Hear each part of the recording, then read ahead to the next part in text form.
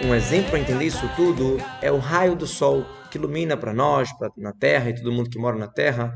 Então, o raio do sol ele é um brilho que se expande do globo do sol. Então, aqui na Terra ele é visto muito claramente, ele ilumina para a gente, ele esquenta o mundo. Agora, é claro, é óbvio que esse mesmo raio ele existe dentro do próprio Sol. Quer dizer, se ele chega até aqui tão longe, claro que lá no Sol, a luz do Sol também está iluminando. Só que lá no Sol, ele não vale nada, ele é como zero, porque lá eu tenho o próprio Sol, para que eu preciso do raio do Sol? Então, em relação ao globo do Sol, que é a fonte dele, esse raio aqui ele não é nada. No nosso mundo, que a gente não tem o Sol aqui do nosso lado, então no nosso mundo, na Terra, então realmente que a gente não vê claramente o Sol aqui do nosso lado, então a luz é tudo pra gente, né? Aqui a gente chama de Yesh, aquilo chama de existente, o raio do Sol está me ajudando.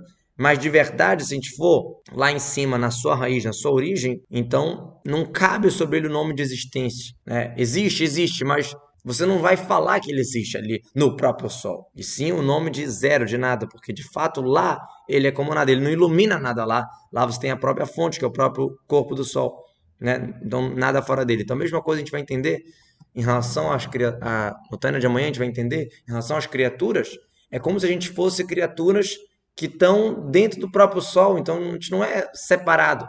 A gente depende totalmente do dito de Hashem. Só que a gente se sente separado, como isso vai explicar no outro capítulo, no terceiro capítulo, como que Deus faz para camuflar isso tudo. Mas na verdade a gente é como se fosse um raio do Sol dentro do próprio Sol, que não tem valor por si, não é independente, por mais que a gente se sinta assim, na verdade estamos dentro da nossa origem, que é o dito de Hashem, o tempo inteiro. A mesma coisa, mamash, em relação a todas as criaturas, em relação à luz divina que está ali, que está fazendo eles existirem, como a gente falou, que é a fonte deles. Então, a gente está dentro da nossa fonte o tempo inteiro. Como se a criatura ela fosse só um raio, uma expansão de Hashem que está iluminando deles. Então, somos realmente nulos, igual o raio do Sol perante o Sol. Como a gente falou, o raio do Sol só é chamado de existente quando ele está aqui embaixo do Sol, quando não tem a origem. Mas quando tem a origem, então ele é chamado de nulo. A mesma coisa. Nos nossos olhos carnais, que a gente não vê, não capta a origem que é Hashem, então a gente sente existente, como o raio do Sol aqui na Terra. Por isso que parece todas as coisas materiais, a consistência, né, tudo parece Yesgamur, existente total. Igual que o raio do Sol parece totalmente independente aqui na Terra. Mas na verdade, não é assim. A diferença do Machal, do exemplo do Sol, para o Nimshal, porque a gente está aprendendo aqui das criaturas, é que no nosso caso, não tem essa chance de ter a origem num lugar e a expansão em outro.